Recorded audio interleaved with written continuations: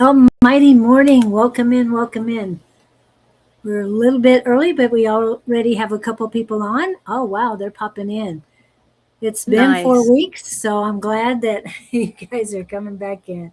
And I want to welcome Mezdulene to the show. Thank you for coming on. I had Michael at the end, right before I took my break, and I'm having you here when I get back. Right. I'm Thank so you so excited much about for that. inviting me. I looked forward to this all month. Oh, great. I did too. And a lot of people are asking who's coming on, when are you coming back? So it's great to have you here. And as I always start is how I met her. I've seen her at your place of spiritual wisdom, which is now your Cosmic Connection, 9720, um, West Peoria Avenue, Peoria, Arizona. Have to give the plug in while I'm on here. Um, that's where I had seen her, but I officially met her at Soul Search Scottsdale. This was the old location, and that was when Michael introduced us. Right. So, Last year. yes, that was last year. And we mentioned that we would I would love to do an interview. And so finally we got to fit you in, and I love it. Thank Again, you. trusting divine timing. So great. Right. So tell us about you. Introduce yourself. Well, I'm a woman of many hats, as it turns out, over my life. My main passion is divine feminine belly dance, and I am also an author. I wrote several belly dance books. I have a new book coming out soon, a memoir about when I lived on the San Carlos Apache Reservation when I was a teenager.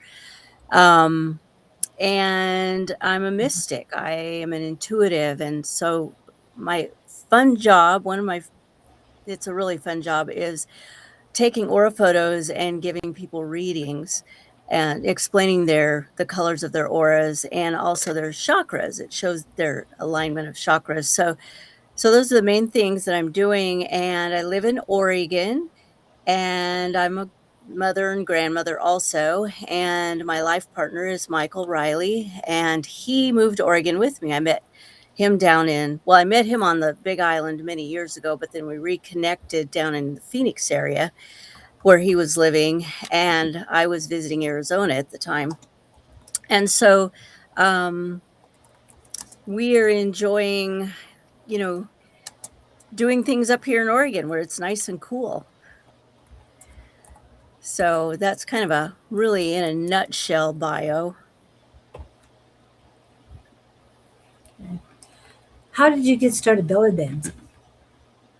Um, I started belly dancing, I think I was 24. I might have just turned 25. I was going through a really hard life transition at the time. And I lived way out in the boonies in the forest of Oregon. Um, in the middle of BLM land. So Bureau of Land Mhm. Management is a huge, just thousand or I don't know, hundreds of square miles, this one plot. And for some reason, there was this little lot in the middle of it. And so I was really isolated. And like I said, I was going through a hard time. And I had one person I knew down the road, about 3 miles down the road. And her name was Sandy. And one day she showed up. I was outside gardening, and she comes up the driveway with her goat.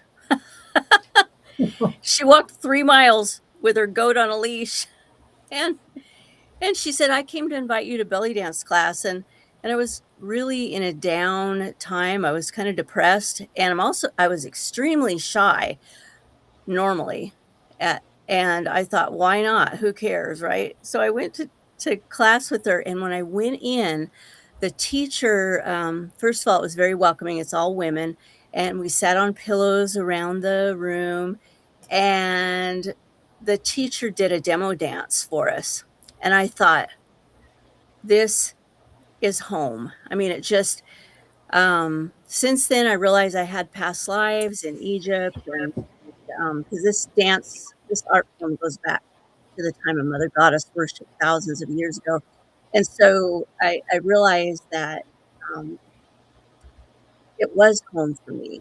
You know, for some of my lifetimes, I was a dancer. I was a temple dancer. I was a priestess. I um, had these various adventures throughout time, and so here I am in the present doing this art form, like I said, that dates back thousands of years, and it was the most healing. I'm a Reiki master also, and between the Reiki and belly dance, it was the most healing thing, but the belly dance is what got me into the world. I was very isolated, very shy, and when when I was belly dancing, I became someone else. And I remember seeing Johnny Carson, if anybody remembers him. I know you do, Julie, but he said that he was very shy, and I thought, how is that possible? Because there he is, a famous guy on on TV all the time. And then I got it after that, because when I stepped onto that stage, I was a different persona. And then over time, that blended, and now I'm me whether I'm on stage or off stage, right? It was the best healing thing. It gives you confidence, it gives you self-esteem, very empowering. So that's my work with women, is teaching belly dance. And sometimes they come to me and they're kind of hunched down and Yes. looking down. And then after a few months, they're like, walking with their spine straight, and wearing, doing their hair or whatever, wearing makeup. And really, I've seen some amazing things with my students. I just get to watch them blossom. So yeah, it's very healing for women And, and and men too, I have to say. I've had a couple male students, but mostly it's a woman's dance. Michael dances with you. You've taught him how? We Not yet. Watch out. Wow. But we I danced at a wedding last weekend, and then they had DJ dancing afterwards, just fun music, and he danced with me, and I was like, "Whoa, he can dance." Good, good. I mean, I saw pictures from that, and it was a beautiful ceremony. And It I was. think, yeah, unfortunately couldn't be there, but I mean, the whole area looked beautiful, and just romantic is not the spiritual. It seems more of a word than romantic on that. I mean, Yeah. the energy coming from those pictures were great, just fabulous. Yeah, and when I dance, it is spiritual. Not all belly dancers, some of them do it for exercise, some like to be the center of attention, like look at Mhm. me or whatever. But for me, my dance is my prayer.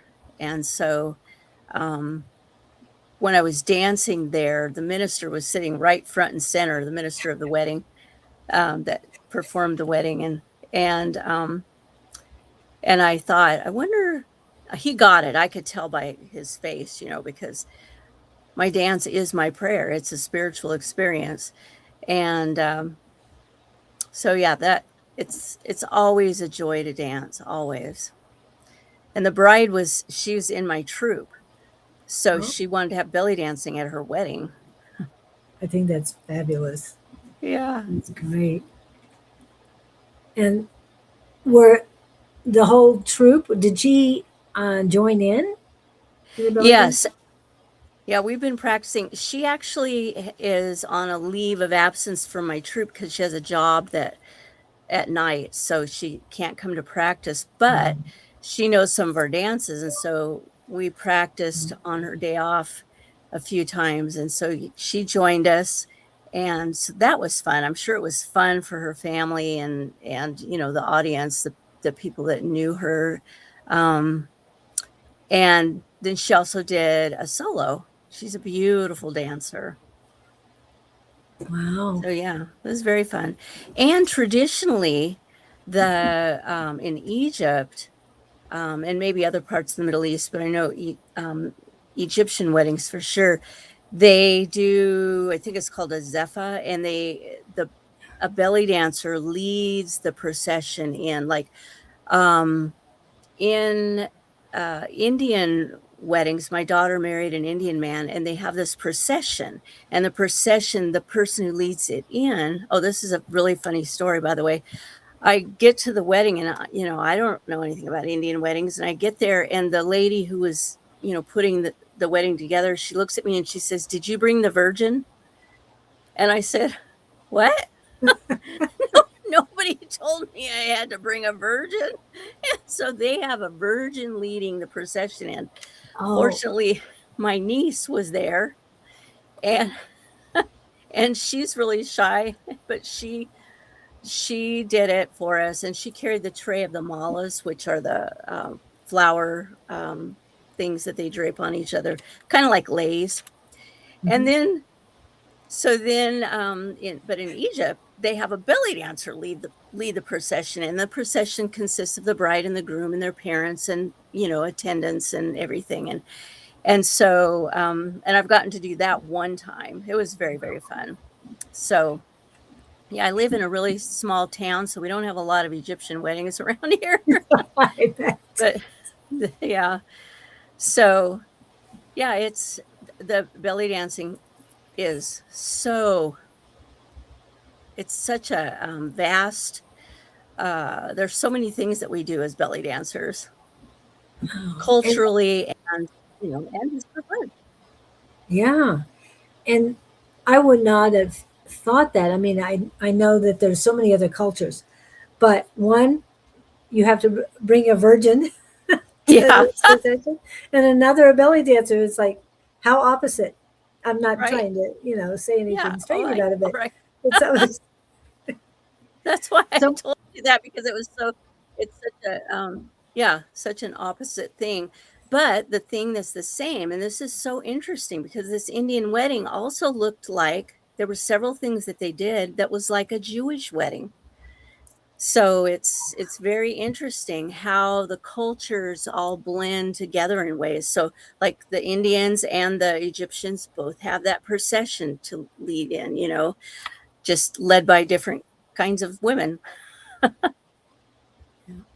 and we have a lot of people in the chat. Um, Andrew came in, welcome in. Uh, John Peter came in. I always forget what name you wanted me to call you. Brenda Watt is part of our Tuesday night class, and she's from the Houston area. And let's see, next is Victor. He's from Sweden. Don is in. Grand Rising to you both, he says. Okay, I'm put what Victor put in. Great to see you, Julie and Mezdulene. Hi, Victor. Robin Klink is from the East Coast, and she sent me a beautiful needlepoint. I always see it when I'm on, so I'm always looking up. But that's Robin. And Nice. then we've got Jasmina. Welcome in. Yasmina, I know about her name. Yes. Okay. So, and she's asking for reading for later. And another awesome guest. Oh, thanks. Miss A5 says Angie is in. Anybody else? Oh, hi, Rose. Welcome in. Anybody else? No, that's about it. And I did put you guys, there will be readings later. I think, right? You're good for doing readings later? Okay, good.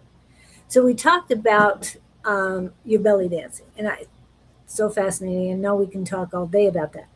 That's right. Question on you also do aura photography, don't you? Right. How did you get started with that?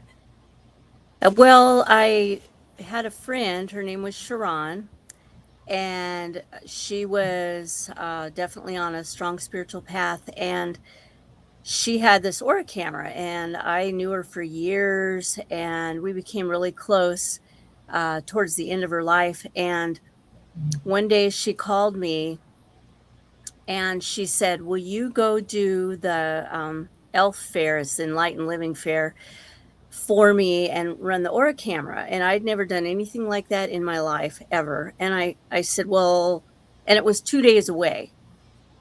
And I also had another gig that day. So I told her, I said, well, let me think about it. And then I thought, she's dying. I can't tell her no, right? I love her and I can't tell her no. And I have to be brave. So I go to this show and I had to get permission to leave early since I had this gig in another city 2 hours away. And I just let go and channeled, and I did so many readings that day. People, and all I could think of when I got there is they're going to want Sharon, who am I, right?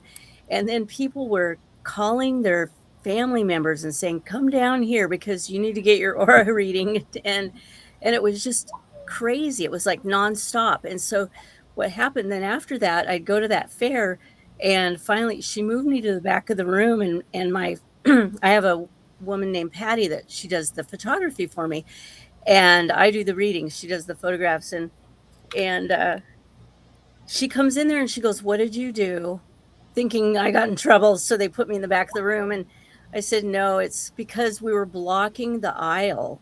The people, there was lines and they were blocking the aisle, and she needed to put me in a place that had more room for, and so that was funny. And that's what got me started. And then when Sharon passed away, she gave me the aura camera. And then I bought a new one because that one was like 40 years old. Oh, wow. So yeah, that's how I got started. And it's very, very fun. I get to see, it's like an intimacy in a way. I get to see things about people that that sometimes they don't even know about themselves. Sometimes they do, but they're like looking at me like, how could you know that, right? I'm just seeing it in their aura. And so it's really a magical thing, and I love it so much. To see other people's divine radiance, oh my gosh, what a blessing. Yes. Yeah, I haven't had mine. I think it was because of fear. What's it going Yeah. to turn out like? But yes, I think at the fair, the market, sorry, I don't want to use that other word. At the market, that I will have it done for the first time. Mary will be doing it. I think you've met her probably over at your Cosmic Connection. Yeah. And I've had people say, oh, I'm afraid to do it. What if my aura's black or whatever? But I'm telling you, I've never seen an ugly aura. Never seen an ugly aura. Beautiful. So yeah, it's very fun. And I So when you think get if it you, done, you might send me a picture, and so I can see what, that'd be awesome. yeah, that would be great. Um, and by someone going and seeking this, I mean, curiosity might be in the aura, but I don't think anything would be bad if they're seeking Yeah. enlightenment. It's got to have pretty colors. Yeah, they're beautiful.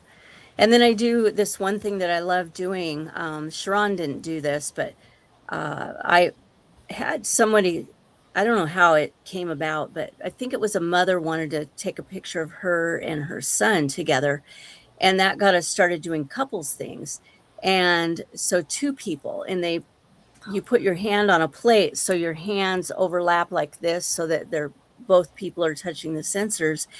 And I do a individual reading, a photo of each of them, and then one of them together. And it's so interesting because sometimes, and it's mothers and kids and cousins and best friends and husbands and wives, any kind of couple. And so you'll see one that's mostly blues and one that's mostly oranges or whatever. And together, the blue side is like blue, and the other person is orange, that side of the aura, right? But then you see people, this couple I had, and I'll just use that example, orange and blue, and together their aura was lavender. Oh, wow. And so together their energies, the blending of their energies, their energies definitely blend, but they create a different energy together than they do separately. It's very fun. It's just, I call it magic because the technology of how to, the hand plate and the technology of it is a mystery to me. So it's all, technology is magic to me. Well, my question is, did you have one done with, sorry, keep that up there, with Michael? We haven't done that yet. I want to see that. I Yeah, I would want to love to see see it the too. blending of that. That's a really good idea. Yeah. I don't know why we haven't thought of that. That's funny. It's because Exactly. yeah, I'm usually set up at shows and it just is Um, so busy, but yeah, I'm going to make a point. I'm going to make a note of that right now. Thank you. And I think that would be a great post for the two of Yeah. you and to Yeah, it would. promote what you do as well. Yeah. Yeah. It's fun. Yeah, I can't wait to see it. I would love to see the colors on that because we know you're soulmates, and Yeah. it doesn't happen that often that I No, really it's, truly meet a soulmate, a soulmate couple. So, yeah, it's very rare. You're right. and that doesn't mean there's not a lot out there, people. It just means that when you see them together, it's a very rare occurrence. I know Right.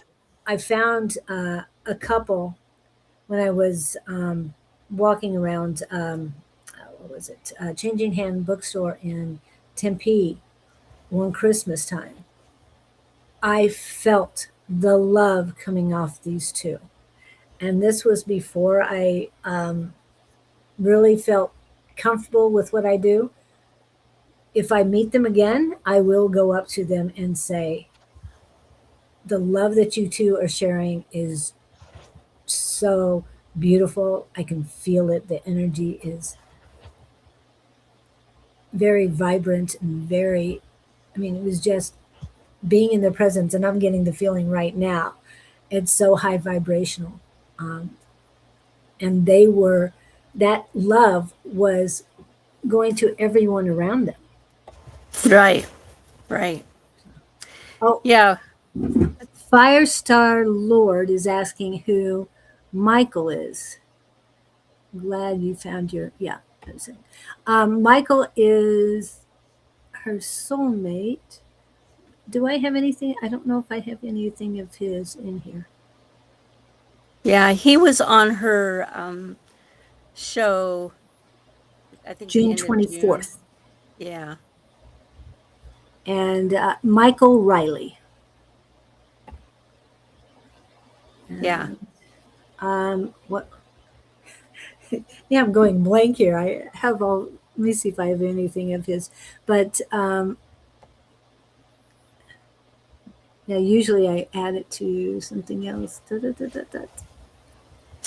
Well, we're on Facebook. I'm easy to find because I'm the only Mezdulene there. And there's a photo of us, a recent photo from the wedding this Oh, weekend. So, yeah. yeah. So check out Mezzanine on Facebook, and you'll be able to see who Michael Riley is. And that is very odd that I don't have. Well, I'm not supposed to grab it, obviously. What was I going to say? Yes, he told the story about when he was How we told to met. get a hold of you. Yeah. Yeah, reconnected. Yeah, um, Right. and it That was was. magical. I It, know it's it a was. gorgeous story. Yeah. He says 2 syllables changed his life. The Yes, find Mez. Yeah. yeah. And then he says, Messalene is not a hard person to find. Right. So once he found you, for example, at the lentil that came down as real, you can follow. Oh, great, Firestar Lord. Yes. Okay. So, oops. Okay. Soulmates. What I do understand is similar to twin flames. Nah, not exactly. I can be wrong, but I've been feeling my soulmate in my town. It's just wait to see till this biker comes in. Yes. Well, don't be disappointed if your soulmate is not a biker, because Right. soulmates can be, um, not to be weird, but soulmates, it has nothing to do with romance or anything. It could be an animal, it could be a sister, a brother. It, you just never know. And you can have more than one too. Yes. But to see a couple, that's rare. Yeah. You have to define soulmate as far as I know. There's the left shoe and the right shoe. Okay. Okay. Yes, soulmates have nothing to do with shoes. No offense. But Oh, SOLE. I get it. yeah, yeah, definitely. And if I've met my soulmate, I don't know. I don't really, it's not, it happens when it happens. And again, as you talk about um, divine feminine goddess, it is a divine um, connection. Soulmates are. It So, is. Yeah. Definitely. Yeah, we looked at each other and we'd known each other for years. We're weren't connected for about 13 years. Lost touch with each other. And then when he found me in 2023, actually 2 years ago, it was in July. And we talked and visited and everything, and we were just friends. And that was it. He was a really good friend. And then one day we were sitting next to each other and we just looked, and it was this instant thing, this knowing. It was like this download kind of thing where that you just knew, and it was like, oh my goddess, how what what is going on? Because um I have lots of friends, and I did not expect that. Did not expect that. So then it was like, okay, where do we go from here? Because we knew both of us had that, like that sensation of knowing, just knowingness. So yeah, you never know. It could just be somebody that's in your life that. And then ta-da. yes. And that you had the download at the same time. You Yeah, both did. And right. it's just, And I it's like know. we just recognized each other. We hadn't recognized each other yet. All of a sudden we recognized each other. That's what it felt like. Like, oh, that's who you are. That's yeah. That's why So we're here. Yes. yeah. Oh. And it's like a whole new, I wouldn't say chapter, it's a whole new book for you, the two of you. Right. Definitely. So are you going to get a book on that as well? I know you do Oh, the I don't belly know. work. Maybe. And your information on the Aura camera and your readings, not, of course, not to specifically call out every reading, but that would be interesting too. I don't know if anybody's done that about Aura cameras. I'll have to take a look and see. But Well, I did write a little book. It's only a 10,000 word book, but it's called um, Aura Awareness, because that's the name of okay, my Aura business. And it talks about the colors, and then it gives some examples of readings that I've done that were kind of um, not to specific people, but kind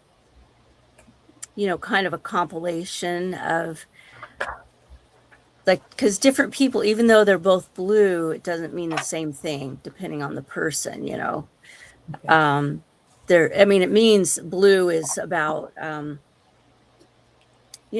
speaking your truth and that sort of thing, but how it's interpreted depends on, that's where the intuition comes in, depends on the people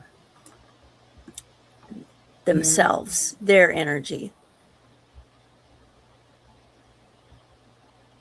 Oh, and then Peter is saying, I've been feeling stronger, but weird at the same time, like some new chapters coming for me. Very good. There's a lot of energy, especially right now, going on. We've Yeah. got we've got two portals. Well, the 7-7 portal just closed. but we have the Lion's Gate portal that has opened, and that's Yeah. always magical. And what else? We've got a total solar eclipse coming up. We have a full moon. Is that today or is it I think it's today. Well, today? sure, it was full last night here. It looked full. Ah, Beautiful. Because we don't always get to see the moon here because we have lots of clouds. So I get excited when we can see the moon. yes. I've taken a lot of beautiful pictures of the full moon with clouds around it. So Hmm. I always like that too. Um, do you utilize that camera for taking other pictures, or is that just you take people? Just for people, and you have to be there in person because you have to put your hand on the hand plate. So Okay. that's the way it works. And I'm supposedly able to do animals, but I've never set that up and given that a try yet. So that it would be fun to like go to the mall and take aura photos of animals someday.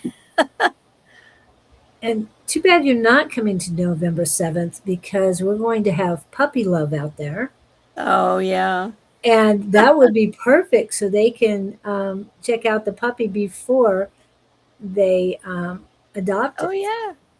Yeah, so the people have a hand plate that has little dots of contact thing, but the pet one, which like I say I haven't even used it yet, is just a plate, a metal solid plate so that their paw can just sit on it and they're connected. So yeah, I've just been so busy, but I've had the Aura camera for years and I haven't done it yet.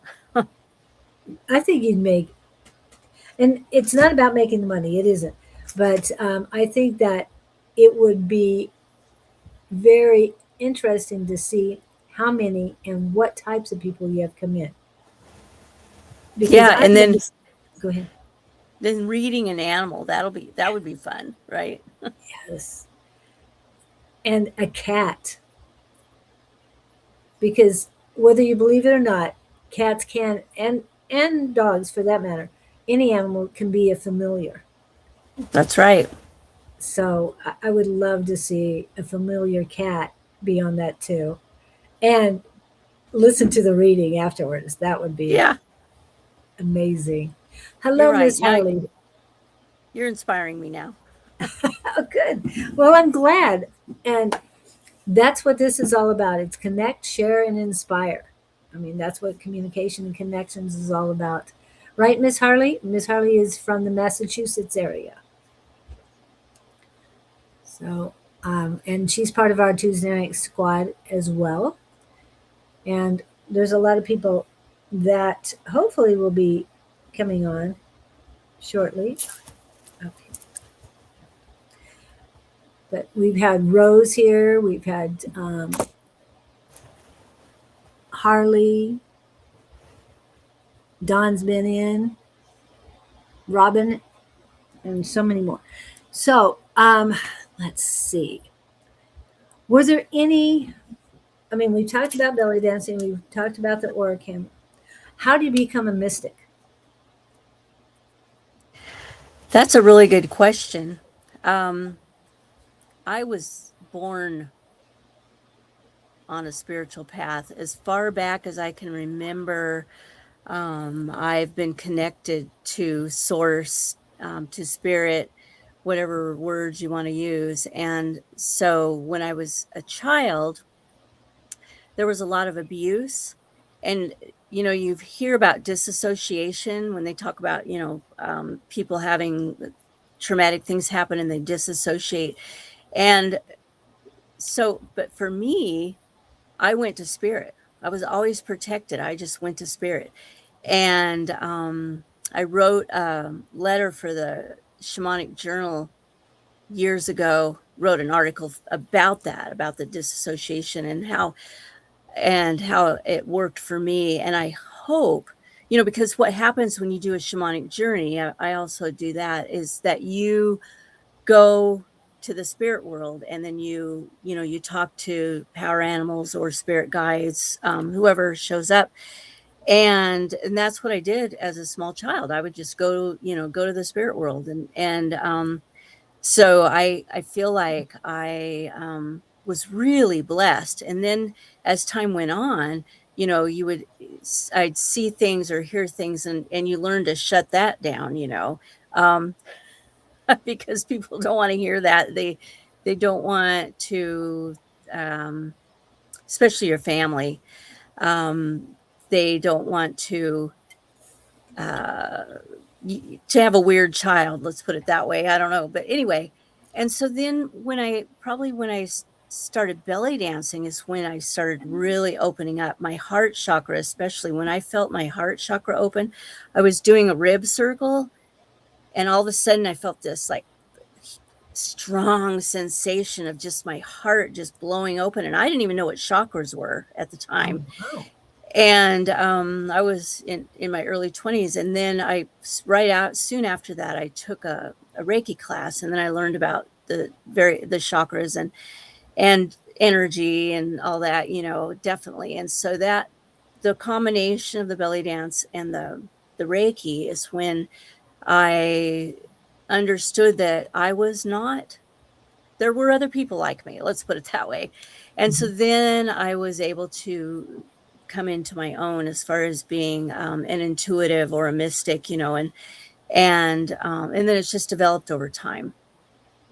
And now I love it. I love being a mystic. You see things, you can't always say anything. Like you said, you saw that couple and you didn't Mhm. say anything. Well, sometimes I see things that aren't, I see couples that their energy is like clashing, or like Oh, wow. nails on a, or fingernails on a chalkboard or something, and or you'll get a sensation that it's not appropriate to talk about. They don't ask you, um and Yeah. so sometimes that's hard, you really want to help someone or whatever, but they have to ask. You can't just go up and start, you know giving somebody a reading. um so yeah. But you see things, you hear things. Sometimes I hear things. Feel, definitely feel things. That's the biggest one for me, is the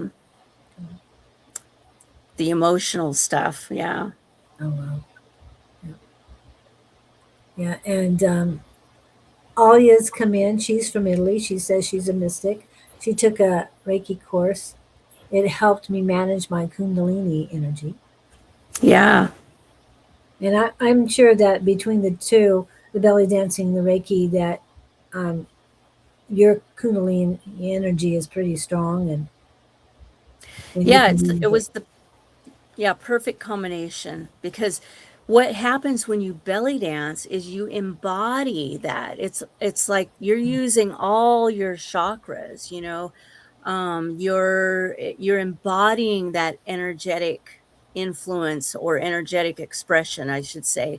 And and so that's different. People, they don't, we always say body, mind, spirit, and we work on the spirit a lot, and we work on the mind, but we forget about the body part of it, right? So Yeah. that's what belly dance has done for me, is it's helped me embody spirit. And body, spirit. I mean, that makes a whole lot of sense. And that's when you said that you were doing the belly dancing, but you did not understand chakras. And it's like, to me, that would be one and the same. You would need to know your energies. Yep. So that's how I teach now. But my teacher, she didn't know what chakras were. And she belly danced just for fun, and just for fun, learning the steps and the music and everything, which is fine, and it's good Yeah. exercise too, really. I have a friend who's pregnant right now, and she also is a belly dancer. She's young. She's 27, I think. And I told her, um, her biggest concern was pushing, during childbirth. I said, don't worry about that. You're a belly dancer. Um, I had my kid out in 3 pushes. Wow. So Great. it's like, your core is strong when you're a belly dancer. So it's definitely uh physically good exercise, good thing to do. And like for me, it's also my prayer. Yeah. And I love that. And how your life has meshed together well. It might have taken time. Yep. But now Hmm. it just seems to be really woven well. Yeah. Yeah, it did. It took time. It took a while. The hardest lesson I think for almost everybody is learning to love themselves. Yes. I agree with So you. that, yeah, I finally got that lesson. It does take a while. It Yeah. does. And then to concentrate on it, Yeah. it does make a difference. Is associated with connection to the body, creativity, and sensuality. Kundalini is connected to spiritual power of Shakti. Right. And I'm not familiar with that, but okay. And is that more of a India teaching? Shakti is, but Okay. the belly dance is actually Middle Eastern. So it comes from the Middle East. Um, and we do steps from Syria, Lebanon, Egypt, um, Morocco, all over the Middle East, of course, Saudi Arabia, and we incorporate, but that's the Americanized version, right? We call it AMCAB, it's American Cabaret. We Oh, bring all those diverse elements into the dance and then add the American thing is the veil. You've seen people do veil work. That's the American edition. So, and what about is it the Egyptians, the dance of the seven veils? Isn't you that? know, that's a myth. And Okay. so, um, but we have incorporated it in here in America. I used to have a belly dance competition. It was an international competition. It was called Belly Dancer USA, but people came from other countries too. And I had a dream of adding a category called the Seven Veil category. And that, oh my gosh, that was so much fun because dancing with seven veils. I mean, you do it one or two. Sometimes you can dance with two veils at a time, but yeah, it's that's where the mind part I think comes into the body, mind, spirit. Um, so yeah, in past history BC, the dancing they did was very much like belly dancing, if not the same. The music they danced to and dance to now calls this in the spirit. It's as the soul jumps out of the body and controls the moves. So it it is the oldest dance. It does come from before Christ time. Um, and it does feel like when you let go and you just let your body move to the music, it does feel like your soul is taking charge, right? You just let go. I let go of Mezdulene and just let spirit come through. And so what happens for me too, and this is something that's I don't know if it's unique to me, but I haven't seen it anywhere else, but I channel divine feminine love. Actually not just divine feminine love.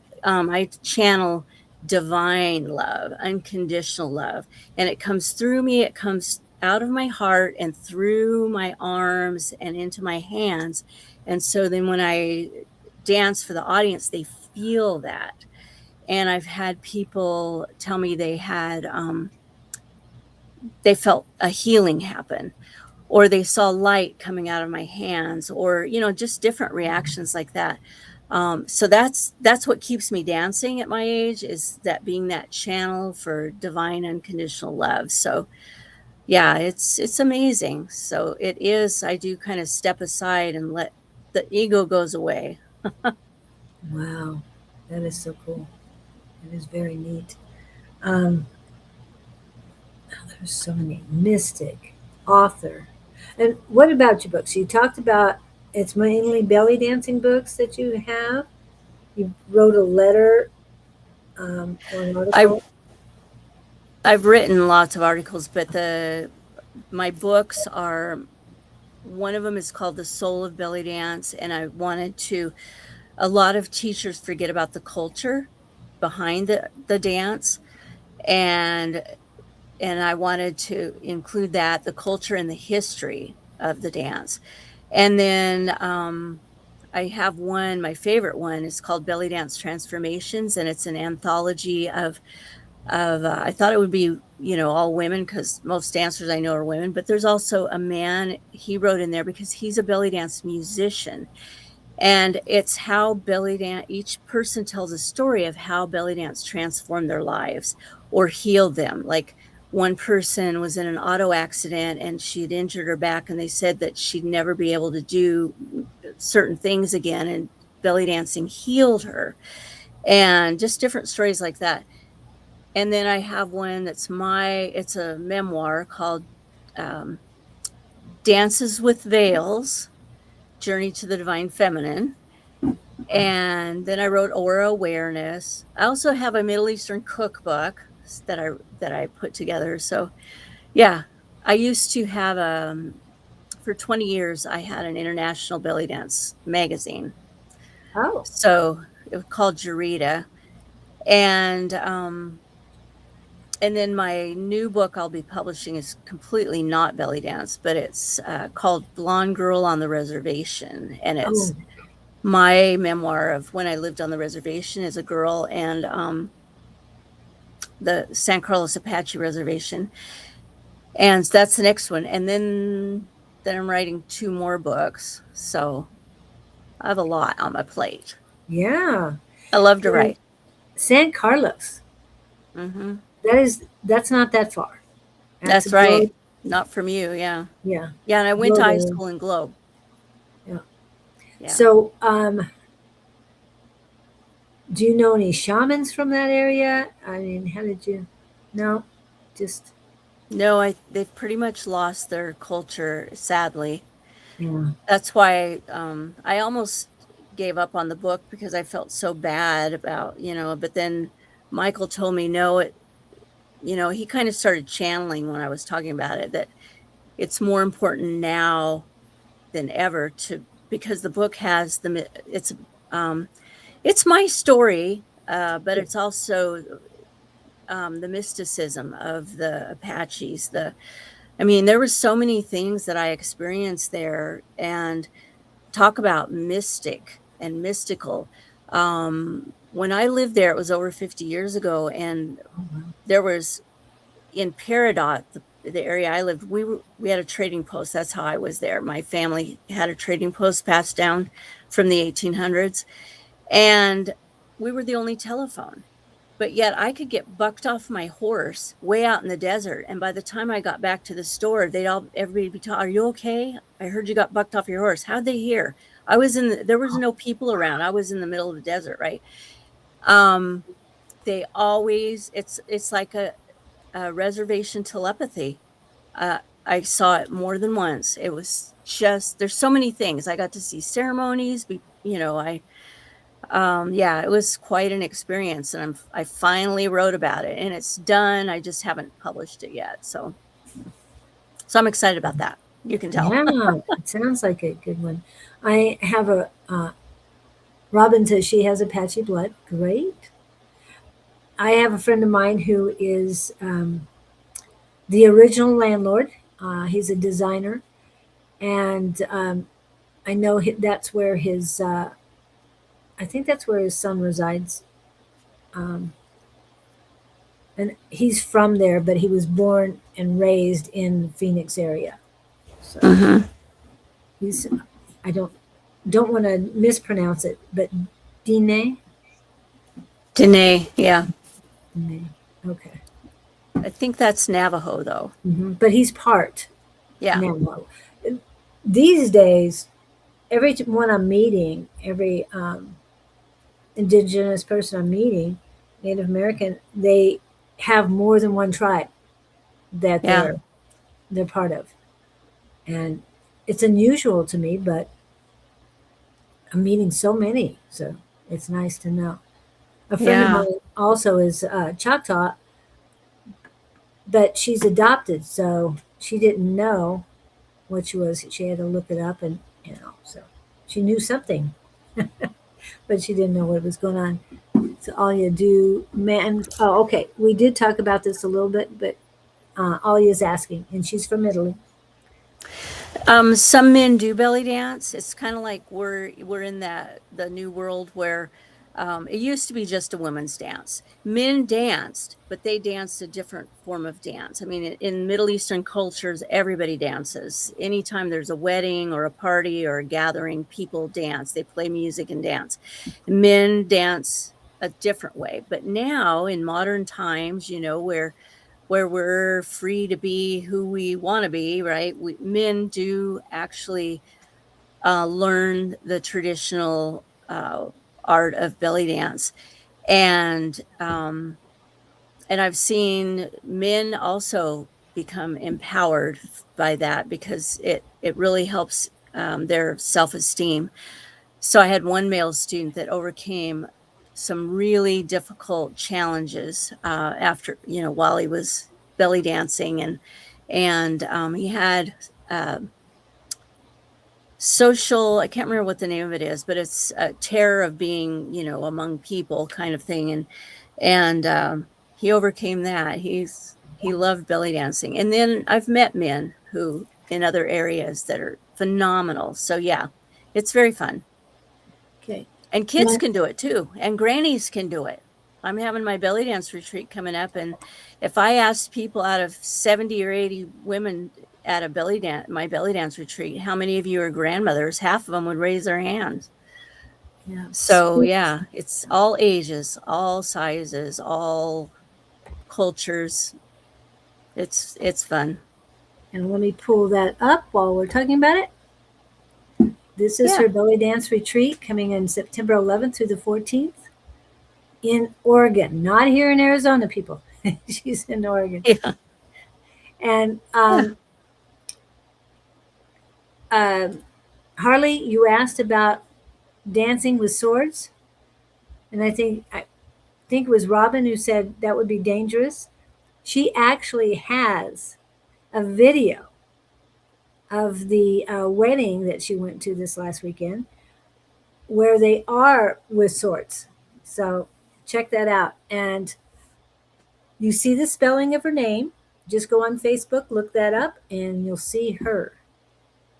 Yeah, and so on Facebook it's Mezdulene Bliss, but you'll see me. Yeah. And that I just posted that at the top of my feed, the sword dance. So it's Okay. very, very fun. The story behind the swords is that back in the day, men would go to war and they use swords and they'd dance around the fire and tell stories of their exploits with the swords. And this is the story. I don't know what, if it's a myth or what. But anyway, and the women were like, "Well, you think you're good? We can dance with swords, So yeah.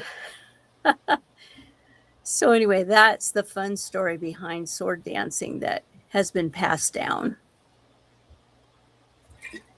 Well, one thing about that I don't think those guys want to mess with the women dancing with the swords, because if they can dance with the sword, they can do a lot of Yep. damage. And they're real. We use well, scimitars is what Yeah. we're dancing with in the video, and they're real. They're just not sharpened, but they're sharp enough. Even a dull blade does damage. I mean, you could whack somebody with. They're very heavy. You could whack someone. That'd be enough. Yeah, we don't want to do that. Okay, let's see. No. Robin, I thought the sword was real too. No, it's real. It is real. That's what she's just saying. Mm-hmm. I had Yeah. to go back and take a look at it. Yeah. Yeah, they're real. Yeah, but they're not and the word pops up flippant with those swords. They're very Controlled. controlled, and they understand what they can do with it and what they can't do with it. They don't mess Yep. around. I went to meet Mezdulene in person. Oh, sweet. That'd be awesome. Yeah, you'll love Harley. She's really great. Me too. Yes. Again, she's having a retreat on September 11th through the 14th. And you So don't have to you don't have to be a belly dancer. I have two rates. One is a lower rate if you're not taking classes. Because over time, people said, well, can I bring my mom? Can I bring my sister? Can I bring my best friend? And so it's a chance to be in the Oregon woods with a river and beautiful cabins. And yeah, but it's women only. So, where is Michael coming down here at that time, or? Yeah, right. Yeah, he'll be stuck at home. Oh, He'll be right. He's working on his book, so that's probably what he'll be doing. yeah, and he's doing a lot up there too. Takes her husband to Sweden. Yes, That would be awesome. I love to travel. Haven't been to Sweden. and he lives in a beautiful area. He sent pictures. We've known him for what, 3 years now? 3, 4 years? Yeah, 4 years. Coming in November was his first time. November 11th, 2022 is when he went live for the first time. But Wow, you have a memory. it pops up when I sometimes there are times where I can't think of that word. Obviously, it was not needed at the time. I just Right. so it's good. And we have about 4 minutes, so why don't we go ahead and take a break? And I will be showing some videos while we take a break, and then we'll get back to the readings when Mez comes back.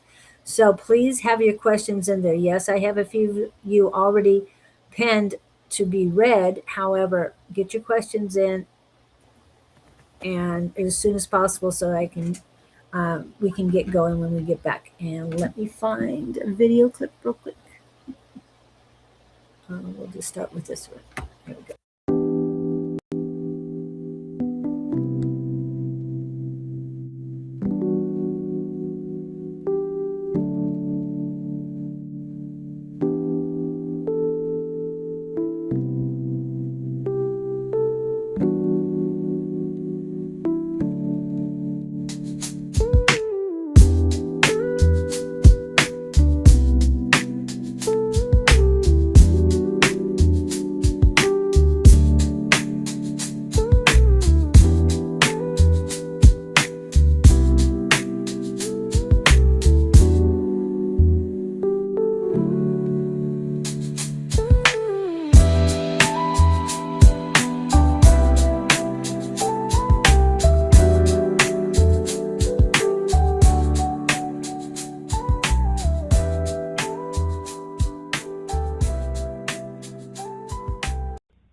Happy birthday to ya.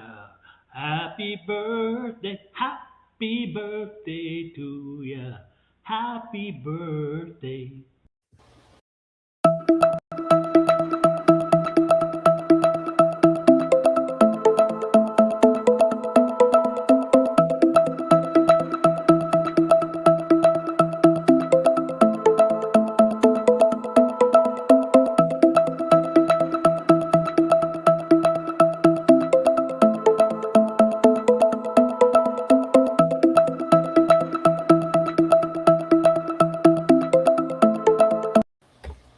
Oh, you're back.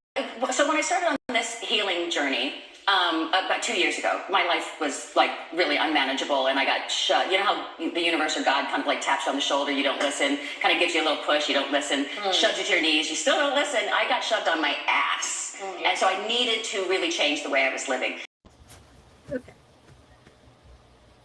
That was Valerie Bertinelli. You're back. Yeah. Who's wants a reading? 4 years.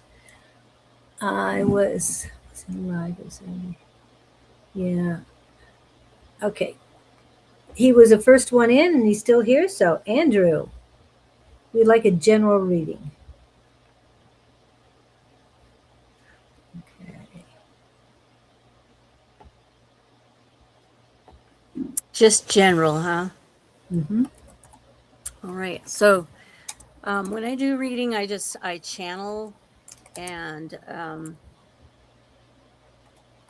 I just open myself up to that. So just a second.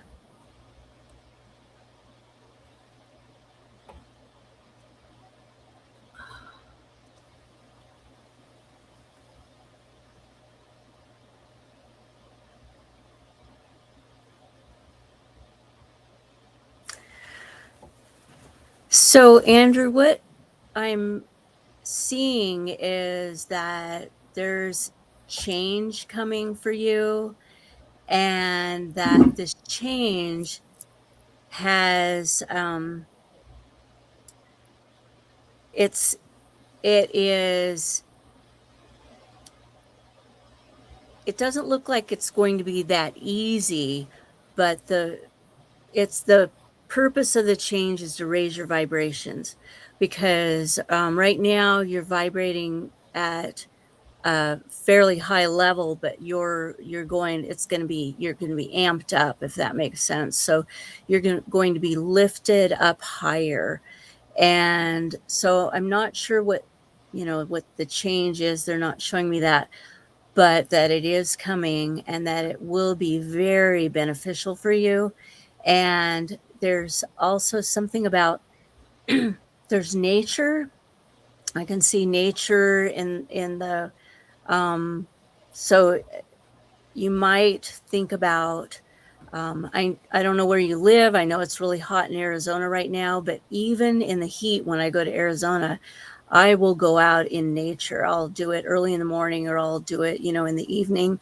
And for me, being from Oregon, I have to use an umbrella, but wherever you are, try and get out into nature and just let yourself connect to the divine, and connect to the land, the earth.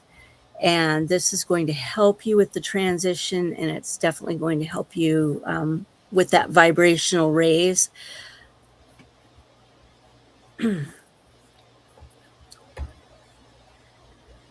North Carolina.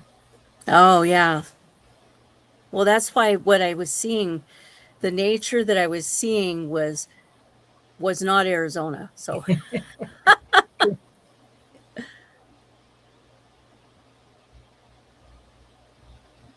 Okay. And Joe Peter, what is your question? And I'm glad you're still here. So, do you have any other questions or response to that feedback, Andrew? Let me give you a second. Okay. Let me get. And Jasmina was one of the first ones in. Are you still here, Jasmina? Because you asked for a reading as well. And most likely you already know Mez. So. Resident. Okay. So do we have a reply from anybody? Oh, it's coming from me. Okay. Thank you very much. All right. And you're so welcome. yeah. Changing different channel. Okay. And Harley popped in next. Would love a reading on what's coming up. Am I off alignment or not? Thank you.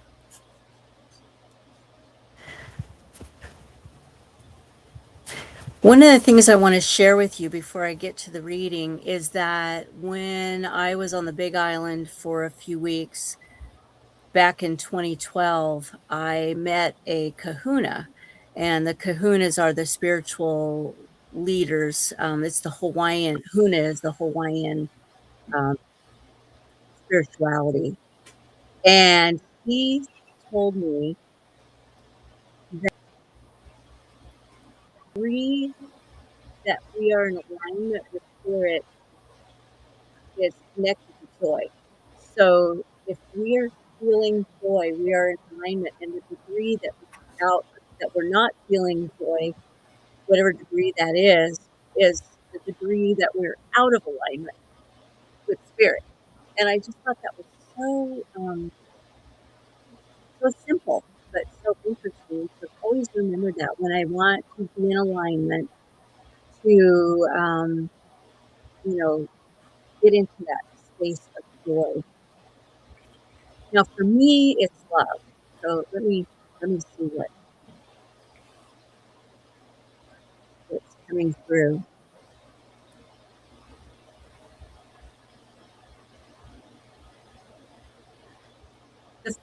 The first thing that I get is it just I heard the word heart. Really kind of like pay attention. So pay attention to your heart, and what they want you to know is that your heart is. People say listen to your heart, lead with your heart, those kind of things. But for you, it's about there's a core issue that's going on in your heart, and um, it is also affecting your lungs, and it's well, it affects your whole body. But for some reason, that area right there, the heart and lungs, are being affected.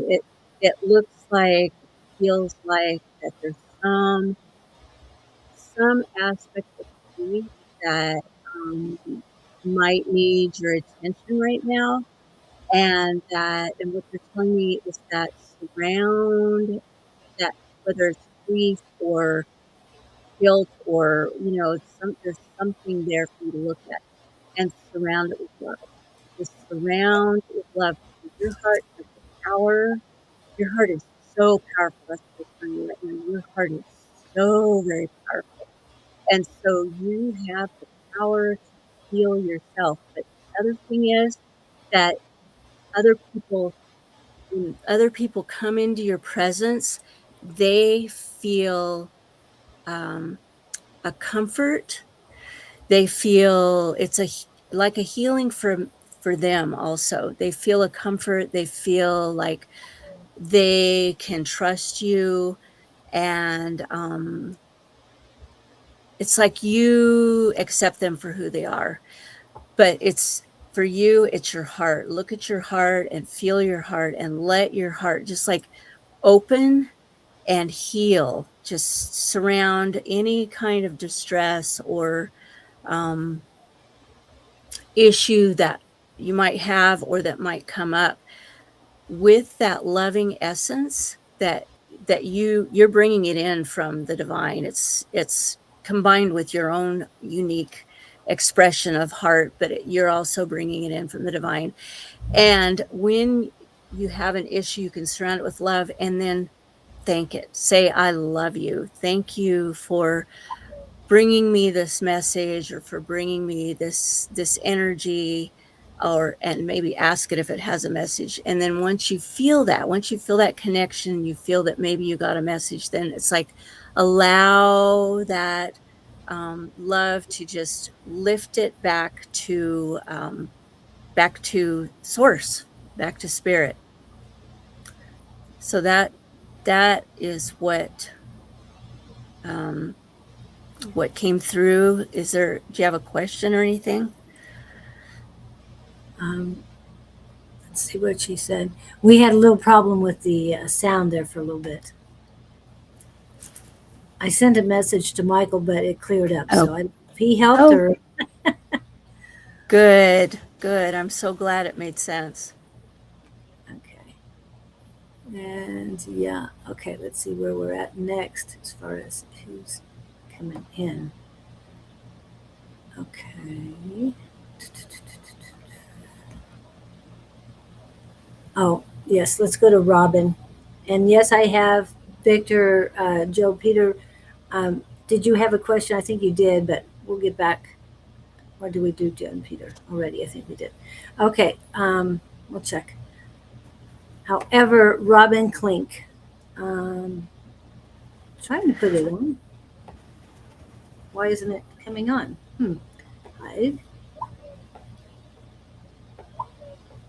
That is very strange. that. Oh, are you still there? Is everybody still there?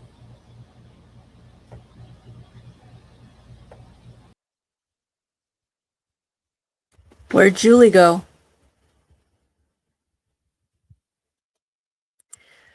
Like I said earlier, the magic of technology. Is everyone still there? Yep, there we go. I don't know what happened, but You disappeared. yes. It said could not load. The chat's not loading. Ah, just having technical difficulties all of a sudden. Could not update it. Okay, now the chat's coming back on. There it goes. Okay. Tip adding costs. Let's see. You get back on. I went to load something and it wouldn't load and it kicked me out, but I made it back. Okay. Having issues with my communication. Oh, that's what she's saying. She's having issues with my communication. And let's go with in terms of what's coming up for me in terms of love. And for some reason, Robin, I couldn't get to you. I'm going to get to you in a minute. Let's see if I can do it with Joe and Peter first. Okay, what is coming up for me in terms of love and my music? Yes. Okay.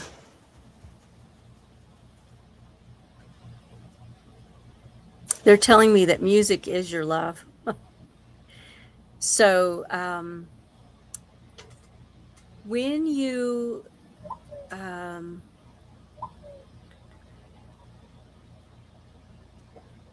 what I'm seeing is that your music is your love, and that your expression of music is an expression of love. And if it's not, it will be. Okay, so it's like important that when you express yourself in whatever form, but music is absolutely just I think one of the best ways to express yourself as a dancer. Music is everything. So by saying that bringing the dancer aspect in, it also opens up when you use your music in the world, it draws people to you. People, because that music is an extension of you, it comes from your heart, you're doing it because you love it. That is, and it's an expression of your own personal essence. And so in that means it's an extension. That music is an extension of who you are spiritually. And so when you come from the heart and you express that music, it brings people to you. And so the trick is to let go of the mind, let go of the left brain, and to let that divine essence just come through you as you express whatever form of music it is, to like take yourself out of the way, your ego self, because sometimes the ego self, we think of the ego as not being good, but it is good. It's it also protects you, but sometimes it also keeps that left brain going, right? The ego is like talking to you and saying, you didn't do this enough, or you did that wrong, or whatever, that kind of thing. And so when we do creative things like music and dance and art, any kind of art form, let that ego just have a rest, just set it over on the shelf, or let it go play in a tree or something. Let it have a rest, a break, and just let spirit flow through you, out your heart and out into your music. And it's so beautiful. What I'm seeing is so beautiful. What is coming to you because of that loving expression. It's like your gift that you're offering to the world, and people will respond to that. And it feels like there is actually a connection that you'll make, like a love connection. I'm not sure, you know, if it's romantic or if it's like just somebody coming into your life that your expression will bring to you. And so just allow yourself to just flow. And again, put that ego, that part of you that is also kind of judgment and doubt, give it a break. You know, just give it a break and just let your spirit shine. Wow. Yeah, see, sometimes I love my music. Sometimes I do hate my music. Yesterday I made a song. Yeah, so if you come from a place of love, see, that's the important thing, is to express your music with love. That's what I was getting really strongly. That will shift things for you in ways that you'll marvel. I'm excited for you. Yeah. And this is what I was trying to bring up earlier and got kicked out. So thank you for posting that, Robin. Robin, first of all, you have my condolences. My heart goes out to you. Let me see what they give me.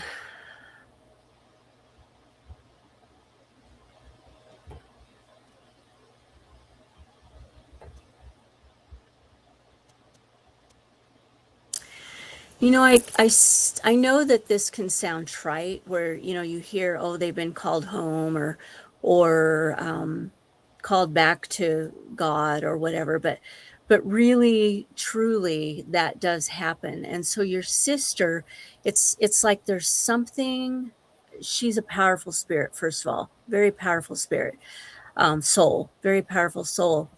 And so what her, like, what they're showing me is that what happened is that there's something she feels called to do very strongly, and it's something that she couldn't do in this realm, in this 3D realm. And so she needed to go you know, back to the light, back to spirit, and she'll be able to do what she feels called to do on that, you know, on that level, that higher vibrational level. Whatever it is, okay.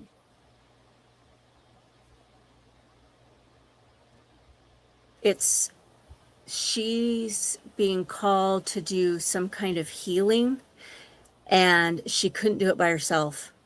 And so she has transitioned because it's kind of like her team, her cosmic team, her ethereal team that is there will now help her do what she feels called to do. And I feel this, I see it really clearly that she is very connected to you, and that and she wants you to know that what she has to do is so important, and she just couldn't do it here in her human form. She had to go back to her soul form in order to do this work. She wants you to know that you're part of this work, and that you know, she is still very connected to you, and she welcomes you to reach out to her, to ask her if you have questions for her, and to, if you feel comfortable doing it in real time, but it might be during dream time, just watch for what am I trying to say? Watch for signs, because she's going to be showing you. She'll show up. It's just not in the way you expect it. So watch for signs. And but definitely she wants you to know that she loves you so much, and that you're a part of this. Excellent. And she says, Kelly and I have been talking about exact things. So Oh, good. So you got it. And this is just another demonstration that love continues. The body might Yeah. not, but love does. And the connection. Definitely. Right, that connection. So you have a relationship, we talk about body, mind, and spirit. Like I said before, we have a relationship with the other person's body, with their mind, but now it's spirit. Your relationship with her is a spiritual relationship, which is, gosh, the highest form, right?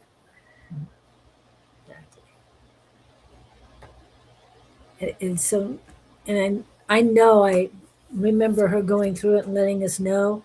She had baked a lot of things for a 4th of July celebration, but she couldn't do it because she had so many things to do to take care of her sister Yeah. family. So, yeah. And trust in divine timing. There's a reason why it happened then and not later. Right. So, okay. And Jasmina, are you still here? Okay, we'll go to Victor is next. Alia, you're up afterwards. Okay, get rid of that. So this is Victor from Sweden. Okay, Victor. And he did say one other thing before you go. Okay. Oh, let me see if I can show it. Love to see if Grandma coming. Been feeling her so strongly lately. Okay. Okay.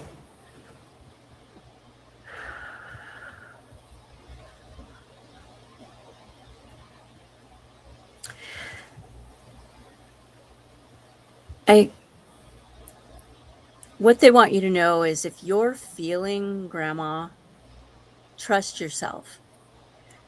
Trust that that's truth, and that you are feeling her, that she is there for you. And that she's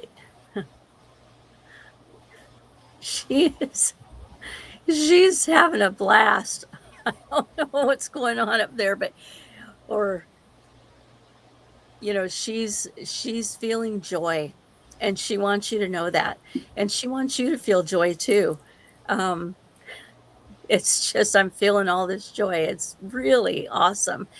So that's like what she wants you to know now, because that she wants you to know that she's really in a good place, and she is feeling so much joy and bliss, and she would love to kind of pass some of that along to you.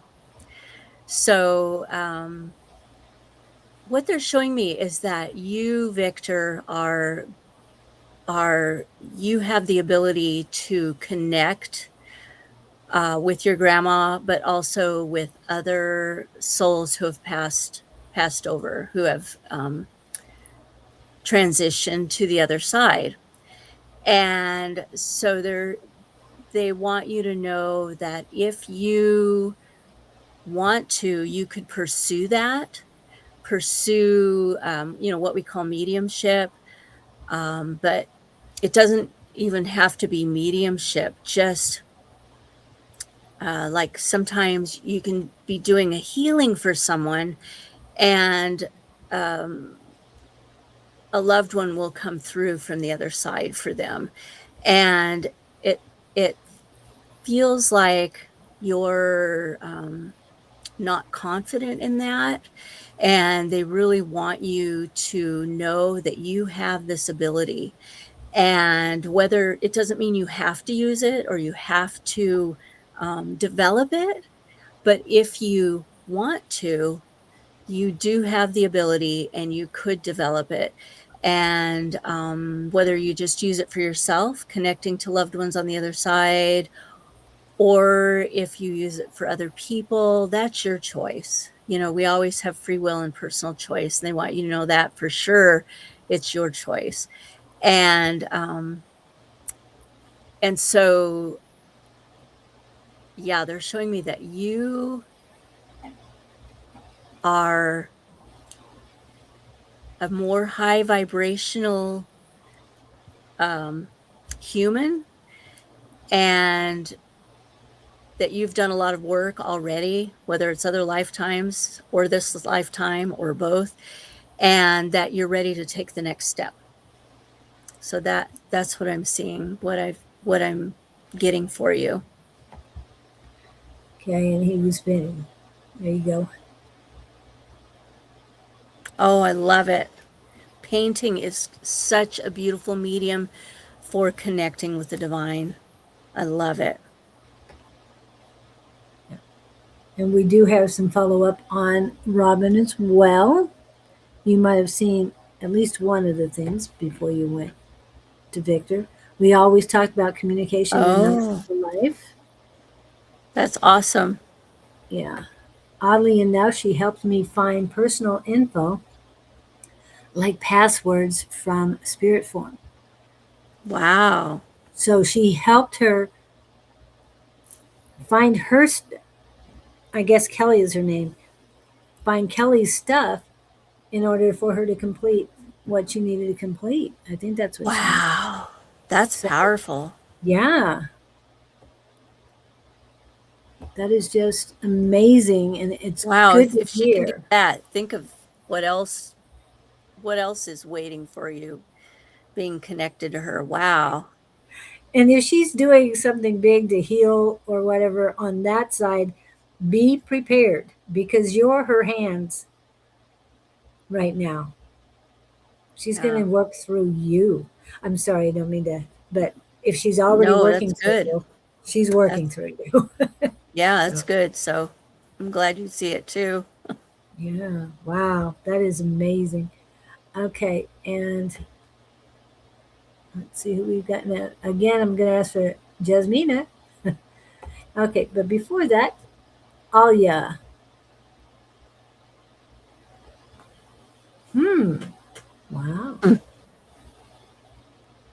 Okay.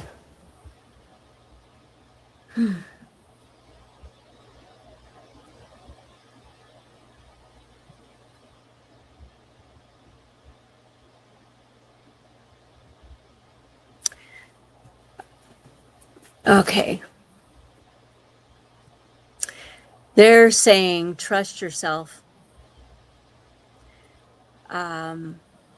You feel that you have some kind of connection with him, and sometimes we disregard our feelings or we doubt our feelings, but our feelings are a type of guidance that we have. And if you're feeling that connection, then that is your truth. So they want you to know to trust yourself and to trust your truth, and that if you feel a connection to Merlin, you have a connection to Merlin. And so now what they're showing me is that Merlin is a representation of magic and of like otherworldly connections or things that we as humans see as otherworldly, right? Magic and so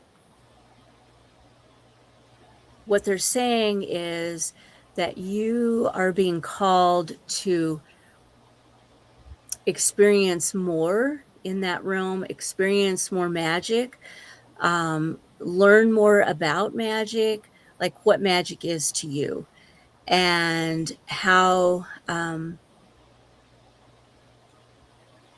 they're talking connect it to miracles, magic and miracles.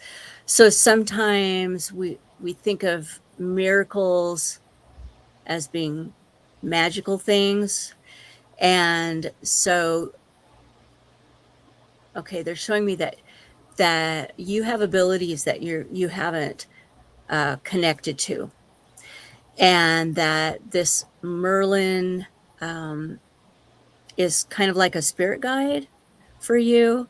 If you want to connect with Merlin, make a conscious effort, like light a candle, do a meditation, and just ask if there's a specific question or if you just want guidance.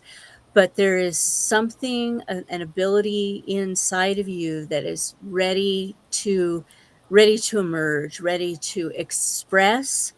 And that's why you're feeling this connection, because you need, it's kind of like you need a little bit of advice, a little bit of influence and support.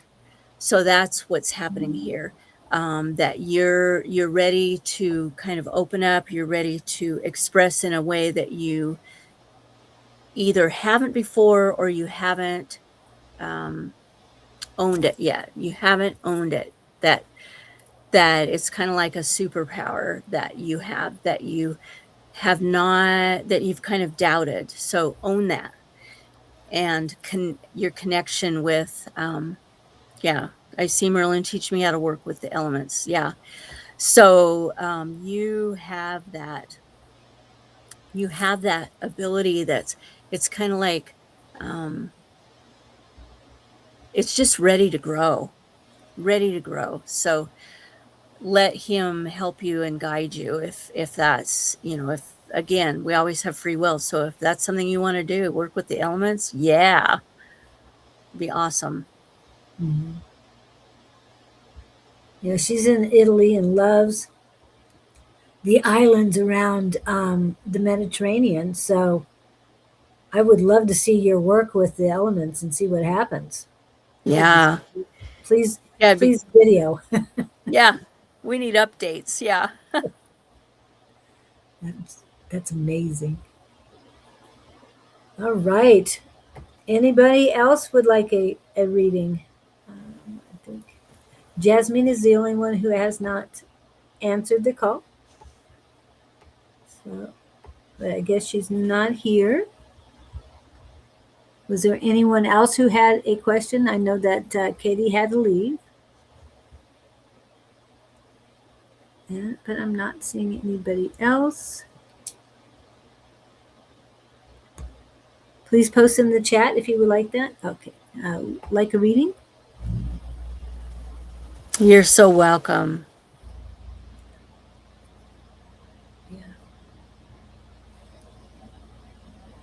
So we've got about a half an hour. So more information. You talked about growing up as a blonde on the San Carlos reservation. Mm-hmm. And what years were you? Were you a teenager? You said something like that, or? Yeah. I was 12 to 17. Oh wow, those are formative years.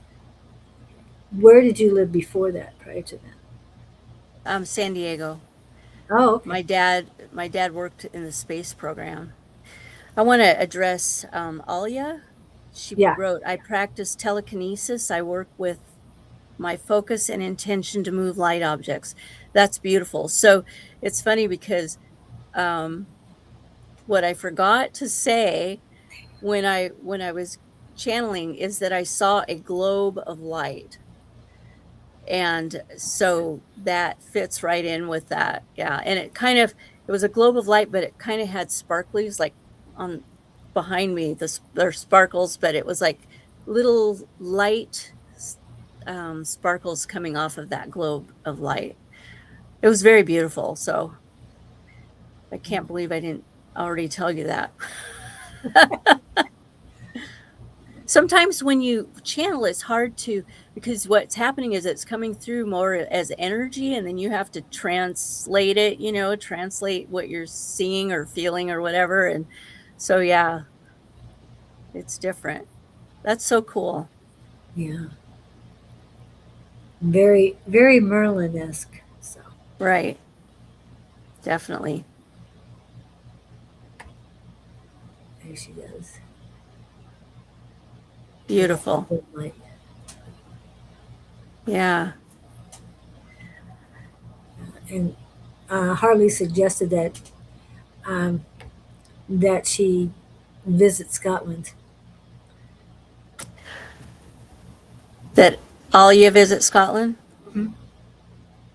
Yeah, I would recommend that also. And if you do get to visit Scotland, the Isle of Iona has such incredible divine feminine energy, and I've been wanting to go back, and I just was on that island briefly.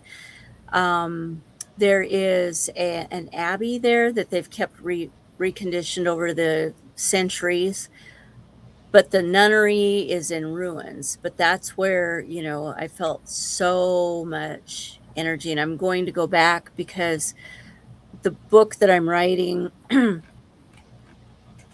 it's a future book, but it's about the divine feminine, and that Scotland is full of. I just had so many connections there and channeled some different energies. So yes, Scotland is amazing for the elements. It's one of the most incredible places I've ever been. So yeah, I'm with Harley. Go to Scotland.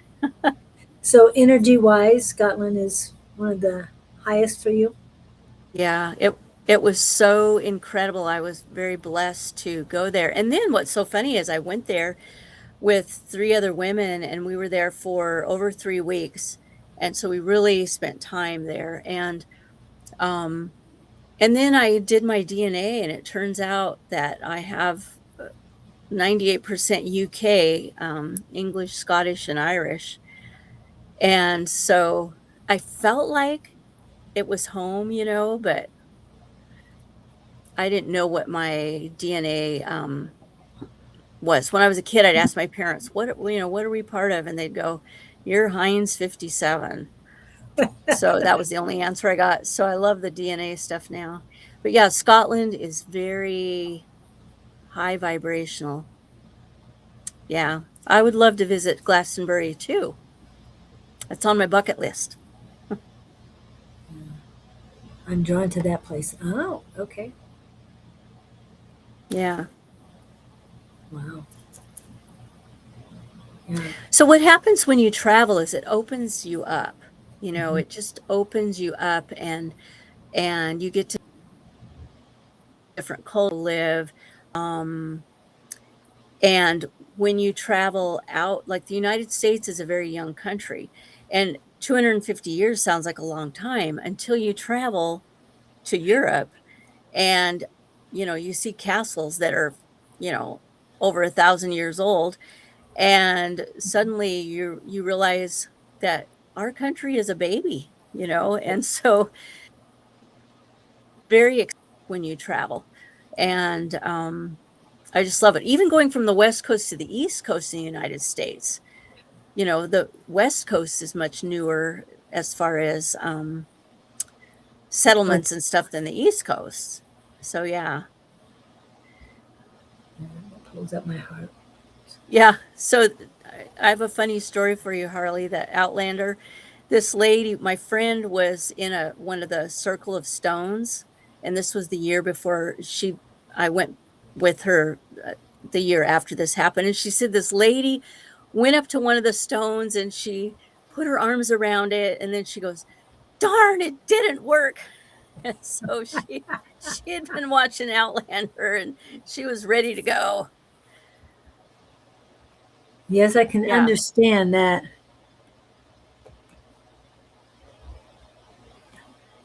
We're doing readings, revered Wolf. Okay. Traveling is a journey of the soul. It helps us discover ourselves, open our awareness, connect with new cultures and places, release old patterns, etc. Yep. Would any of you travel? Because I know there's a lot of travelers here. Have you gone to a particular spot and had visions from previous life? Yes, Leslie? I have. When I went to Egypt back in the 80s, I was in the inner sanctuary of the Temple d'Indura, and I had a vision, and I could see, I think I told you in the beginning of that belly dance, I had that past life connection. Yeah. And so it was the Temple d'Indura, and there was this big pile of, there was a building there at some time, but it was all this huge pile of mud blocks that was disintegrating over time, right? It had caved in and was just a pile. And so I saw, when I was in the inner sanctum, I saw what that was. I saw who I was. I could see what I was wearing. I could feel the breeze. I could smell the air. And I was a priestess, midwife. And that temple, or that, not temple, I was in the temple, but this outer building was a birthing place where women would give birth, and I was a priestess midwife. So it was really clear and really amazing. That was the strongest past life vision I've ever had. So yeah, I'm glad I traveled.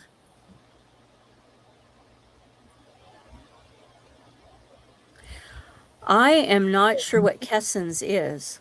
She might have meant lessons. Oh. Typing on a phone. She might be Yeah. Oh, yeah.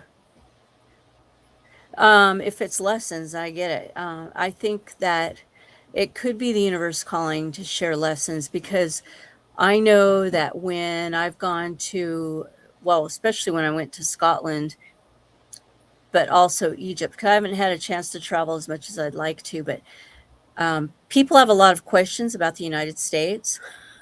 So that's one thing I would share with them.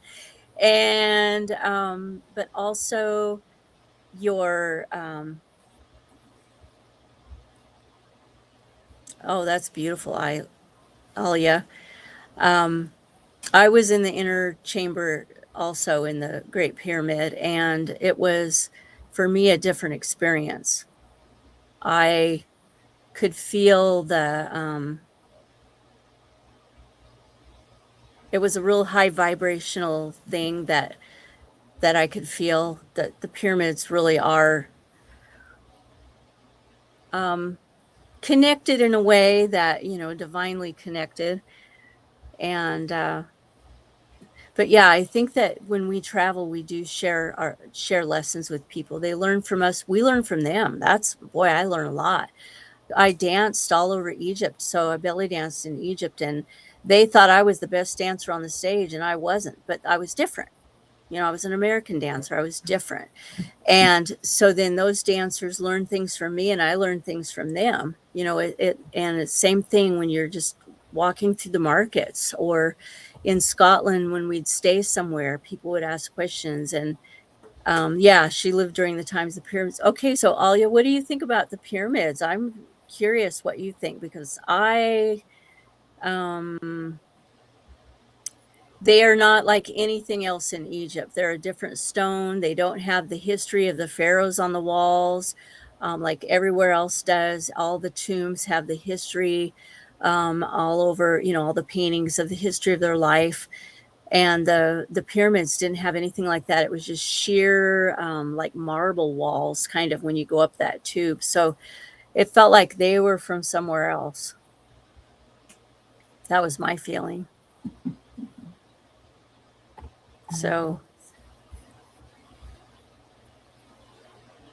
and we do hear that some of the stones were brought in. I was going to say, is Michael nearby, because we're hearing a repeat? I'm hearing an echo. he might be. I don't know. Okay. I don't know where that came from, but it's gone now, so that's good. That's good. Okay. So, yes, and not bad lessons, but knowledge from Gaia and the universe. Okay. Yeah, definitely. Wherever we go, it's important to share our knowledge. Yeah, pyramids are a center of information transmission. Exactly. Well, as you told us earlier about your story about falling off a horse on the San Carlos reservation, and what, 2 hours, 3 hours later, when you got back, they all heard about it, but there was no telephones. They did back then. They did not have mobile phones, people, and Right. most likely wouldn't have had any antennas for them either. So, but they Right. knew what had happened before you returned. So, Before I got home, yeah, and people were like, "Are you okay?" And so yeah, it's the telepathy. yeah. So it's very different. The thing about the reason I wanted to write the book was because I wanted to share about the Apache culture and community. So one of the things that I am really strongly love to do is create community. And the thing when you grow up on a reservation where they have this strong community, and you come from where we didn't, I mean, my family, we didn't have really community, and we didn't have traditions and things like that. And so then I was immersed in this place where it was about community and that people supported each other. um, there was so much love. I couldn't walk by the road. I had to walk down on the railroad tracks, because if I walked by the road, person after person would stop to see if I needed a ride, but I just was going on a walk, I wanted to hike. And if your car breaks down on the reservation, at least back then, right, then they will come and put their headlights on you so you can find out what's wrong. And if you can't, they'll give you a ride. Um, it's a community. And so I love creating community. So in belly dance land, I have this community of dancers that are worldwide. We have the online community, but we also, wherever I go, I can find belly dancers, and we have an instant connection. So when I went to Massachusetts in 2006, well, I went to Maine, but we flew into Boston. I taught several workshops in the Boston and in other areas of Massachusetts, and several up in Maine, and I'm still connected to some of those people, right? So whatever you do in the world, whether it's music or dance or art, when you travel, find other artists like you, and you will have an instant connection. It's great. Yeah, I love that.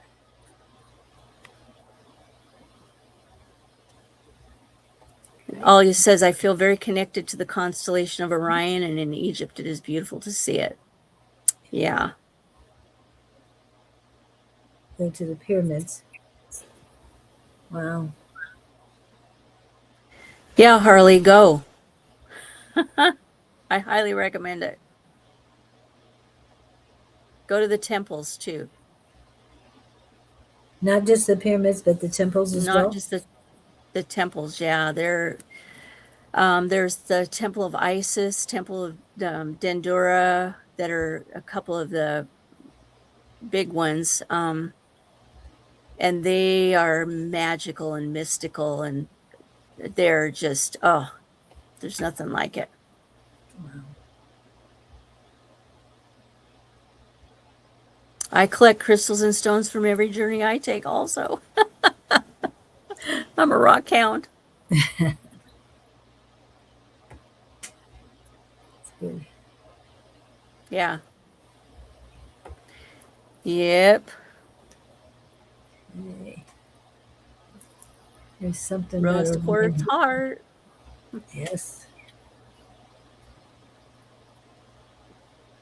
And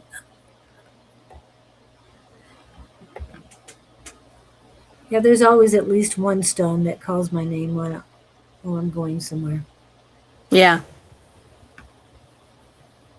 It's a cheap souvenir. Yes. And I As like long cheap as it's, yeah, as long as it's and and it's natural, that it's from the earth, it's from Gaia, and that's what I love about them so much. Yeah. Gifts of Gaia. Speaking of gifts, that's one thing I wanted to say, is that each of us is unique in our own way, and our essence, out of billions of people on this planet, you are the only one like you. You're the only one that has the essence that you have. And so when you express that essence in the world, whether it's traveling or teaching or just whatever you do in the world, just your daily job, right? You could be a bagger at the grocery store, putting groceries in the bag, and and everything you touch that goes in that bag has a little spark of your energy, right? And so it's important to remember that, and to remember that you are a gift to the world that only you can give. Only you can give it, your expression. So, and it goes into everything you see and do, and we forget about that sometimes. And I like to remain aware of that what I say and what I do has an impact on everything, right? Because it's all about energy. So the stones also have energy. So rose quartz, they call it the love stone, because it connects with the heart. And the trees have energy, the water, everything in nature, has a different energetic essence. So each of us has, our superpower is just being ourselves, and just be yourself and allow yourself to listen to yourself. Yep. Yeah, I've always felt the desire to travel since I was a very young child. So Harley says it's like the world calls her soul. Either I've done it in a past life and it calls me back, or something for the future. Yep. Yeah. Definitely. And I like this sentiment from Robin. Sounds like Mr. Rogers. There's no one just like you. I love Mr. Rogers. He's Yes. amazing.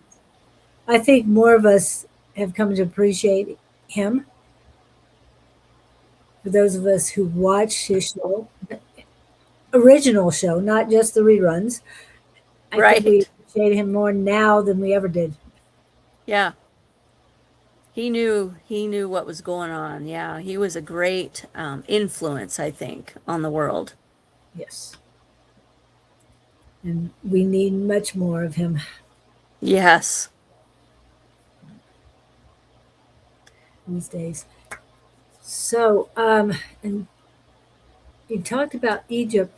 What was I mean, there was, I know you told the stories of other people in Scotland, but there was something that happened to you in Scotland that you haven't told us yet. I don't know what it is, but there's something. It's almost like you held something in your hand. This is just information coming to me. Yeah. Yeah. I it was the day before we left, and we were next to the water and the ocean, coming between the islands there, and I saw this stone and in the water. And like I said, I'm a rock hound. Well, I couldn't reach it, so I had to step in the water, and I thought, oh my gosh, it's going to be so cold, because here in Oregon, the ocean water is freezing cold. Your feet go numb within 2 minutes. The water was warm like Hawaii there, and I could not believe it. I was shocked. Well, I found out later that there's some kind of tide flow or whatever that's from the warm. It's all warm there, but it was so bizarre. I would have been swimming if I'd known that earlier. But anyway, I picked up this rock, and it has symbols on it. And I wish I had it in here. I could show you, but it has symbols on it, and it's so amazing. I have no idea what they are, what they mean, but I know that it's sacred, and it wanted to come home with me. So yeah, that was magical. And then another time I was at, can't remember the name of the place, but I laid in the grass and I channeled the ancient women, and they showed me the whole, it was these giant stones, and I got a download of what it was like in that time, which it was thousands of years ago, and um, what the women's spiritual roles were, what the men's spiritual roles were. And it was really, really profound. And I was traveling with women who weren't necessarily spiritual. So there I am laying on the grass, and then I tell them, oh, and this happened, and I talked to this family, and they're like, okay.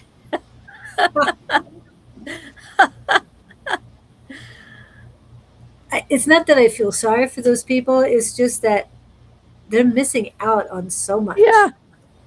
Yeah. One of them had a clue, but the other two were like, oh, whatever.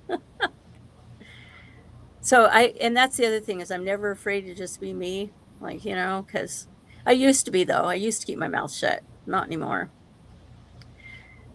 Yeah.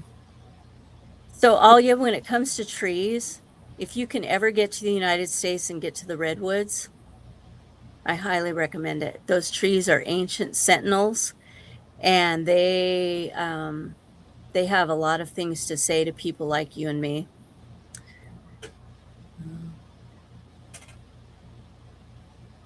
Yeah, I went to the Buddhist temple outside of Williams Oh, this on Sunday, but I was walking around it and I was talking to a tree and asking it to come to me. It would not move, and then I touched it.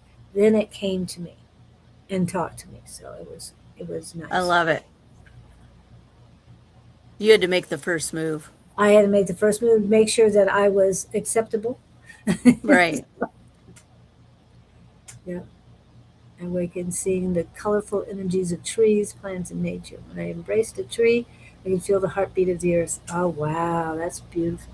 Yeah, that is beautiful. I always say trees are my friends. I love trees. I've been a tree hugger since way back. Yeah, all about the heart, Robin. That's right. And Hmm. here in Arizona, or here in the desert part of Arizona, it's kind of rough to be hugging trees, but it's not something you can't do. Yeah, a lot of the trees have little stickers. Yeah. Yeah. And the bark is kind of annoying, to put it nicely. Uh, but even standing there, putting one hand and rooting yourself in a tree, Right. because you can ask them, may I root with you? And look up with your eyes closed. You can see that you are deep in the earth looking up at the sky, just like the leaves are. So it does work. Yeah, I have been like become a tree before. It's pretty amazing. And then down there, the cactus, the can't say it, saguaro cactus. Yes. I love in the Tucson area. Talking to them, oh my goodness, yeah, they're amazing. Yeah, after over 50 years here, my respect for them grows all the time. However, I've never really gone up to one and talked to them. There's so many out on the trails that Yeah. those are the ones I would talk to, not the ones in the city. Definitely Oh, not. absolutely. Yeah, this is like when I go out into the national forest there, the Saguaro National Forest. I go hiking out there, and that's when I talk to them. Yeah. Oh, and we're just about done. But you mentioned Oliver, so I had to bring Oliver out. I've already shown Ms. Oliver. I picked this up in Oatman, Arizona, and that is Oliver. That is the alpha donkey there, and for those of you who do not know, Oatman allows the donkeys, well, the donkeys allow themselves free reign of the city. They come Yeah. in the morning and they leave at night. They say they leave at 5 o'clock. It's almost like their work day. And they are so cute. Yeah. And it is time.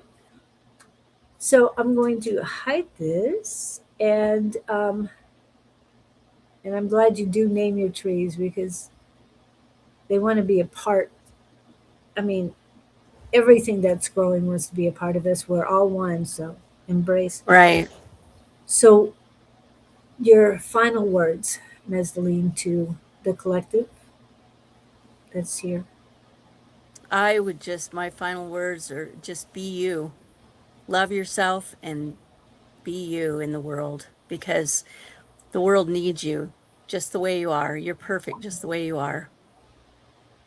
And thank you for being here. Yes. Thank you, each and every one.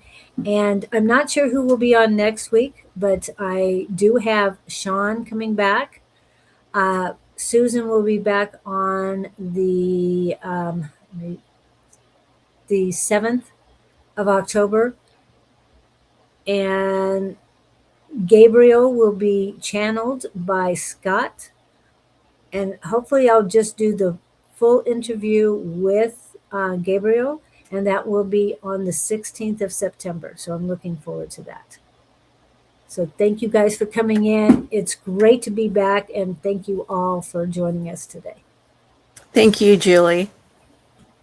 And hold on just a minute. I will be right back with you as soon as we say goodbye.